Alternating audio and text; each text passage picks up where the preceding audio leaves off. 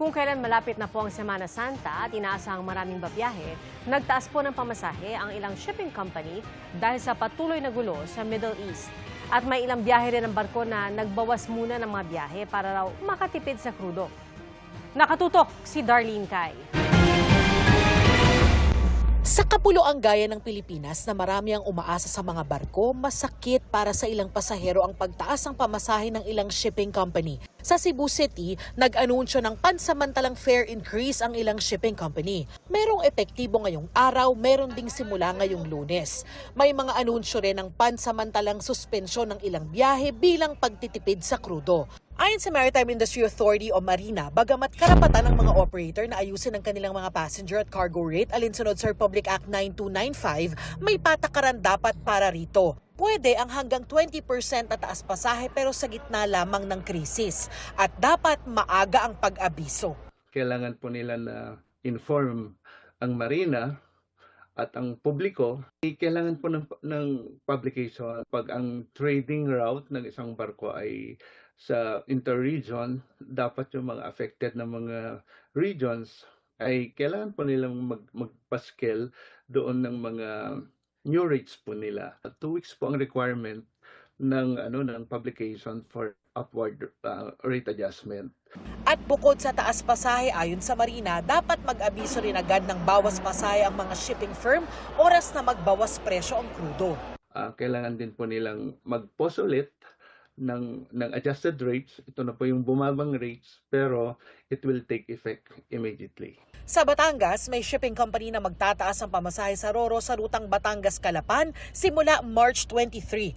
May taas pasahe rin sa iba pang ruta.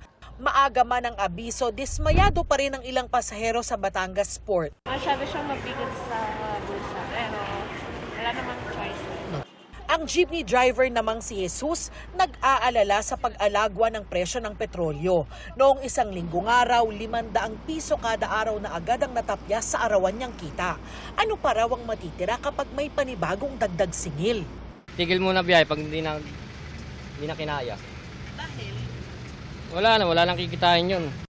Apply muna sa ibang trabaho kung anong pwede. Ang grupong Manibela ipoprotesta sa linggong ito ang patuloy na taas presyo ng langis. Kung ganito po lagi ang pahayag ng ating gobyerno nang wala pong solusyon na nakikita, kasi parang inaabangan na lang natin na tumaas at pasanin yung hirap nitong dulot ng giyera sa Middle East. Sabi nila, panahon na raw para sa pisong provisional fare increase. Bakit pa naman kami bibiyahe, mamamasada kung malulugi lang din naman po kami. Sana maunawaan ito ng ating mga kababayan.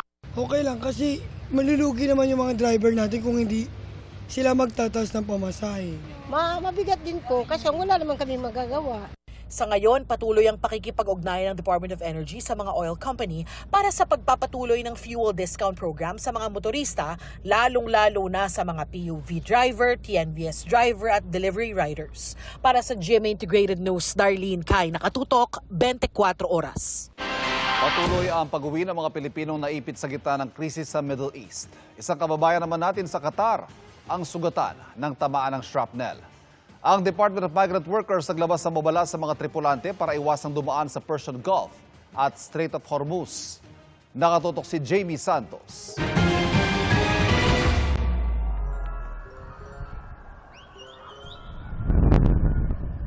Gumuhit ang mga missile ng Iran sa ere ng West Bank at Jerusalem sa ikalawang linggo ng pakikipagpalitan nila ng atake sa Israel at Amerika. Ang mga pag-atake pilit na sinasalag ng puwersa ng Israel.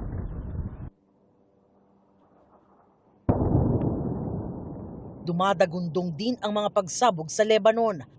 Bago yan, tinarget ng Israel ang ilang bahagi ng Central Beirut kung saan isang apartment ang tinamaan. Mahigit 200 na ang nasawi sa Lebanon simula nang mag-airstrike ang Israel sa mga lugar na kontrolado ng grupong Hezbollah. Kasunod yan ng pag-atake ng grupo sa Israel bilang ganti sa pagkamatay ng Supreme Leader ng Iran. Babala ng Israel sa gobyerno ng Lebanon, patuloy na madadamay ang buong bansa kung hindi nila makokontrol ang Hezbollah. Ramdam din ang tensyon sa iba't ibang bansa sa Middle East, tulad sa Kuwait, kung saan nasunog ang gusali ng Social Security dahil sa drone attack ng Iran. May mga napinsala ring infrastruktura sa Dubai. Ngayong araw, balik bansa ang 61 OFWs mula Dubai, UAE dahil sa nagpapatuloy na giyera sa Middle East. Sa Doha, Qatar, isang Pilipino naman ang nasugatan ng tamaan ng shrapnel mula sa na-intercept na missile. Ligtas na ito at nagpapagaling. 29 na Pilipino ang pansamantalang pinatuloy sa mga temporary accommodation matapos lumikas mula sa kanilang tirahan dahil malapit ito sa mga danger zone. Sa Tel Aviv, 35 Pilipinong pilgrims at turista ang tinulungan ng embahada para makatawid ng border patungong Egypt at Jordan. Patuloy ang repatriation efforts ng gobyerno sa mga Pilipinong turista na stranded sa iba't ibang lugar sa Middle East. Sa ngayon, 82 sa mahigit 100 stranded na mga Pinoy sa Jordan ang pauwi na ng Pilipinas. 31 Filipino tourist ang nasa Amman pa. Samantala, pinirmahan ni Secretary Hans Kakdak ang Advisory No. 11 Series of 2026 na nagtatakda sa Persian Gulf at Strait of Hormuz bilang War Risk Operation Area o War Risk Zone. Ang mga tripulanting Pilipino po, particular sa mga ship owners na nagdadala ng tripulanting Pilipino ay hindi po inaasahan na nandoon sa area na yon or else bigyan ng right to refuse sailing ang ating mga tripulanting Pilipino at hanggat maaari iwasan itong bahagi ng mundo na ito gawa ng napakadelikado po sa ngayon. Para sa GMA Integrated News, Jamie Santos, nakatutok 24 oras. Nagkatensyon sa kilos protesta ng mga militanteng grupo ngayong International Women's Day. Sinubukang makalapit ng mga relista sa US Embassy. Hinarang po sila ng mga pulis at panawagan ng mga relista ang pagwawakas ng giyera sa Middle East at pagsugpo sa pambabastos sa kababaihan. Sa isang pahayag, nagpaabot ng pagbati at papuri si Pangulong Bongbong Marcos para sa kababaihan. Tiniyak niya ang anyay commitment ng administrasyon na napakikinggan, iginagalang at nabibigyan ng kapangyarihan ang kababaihan.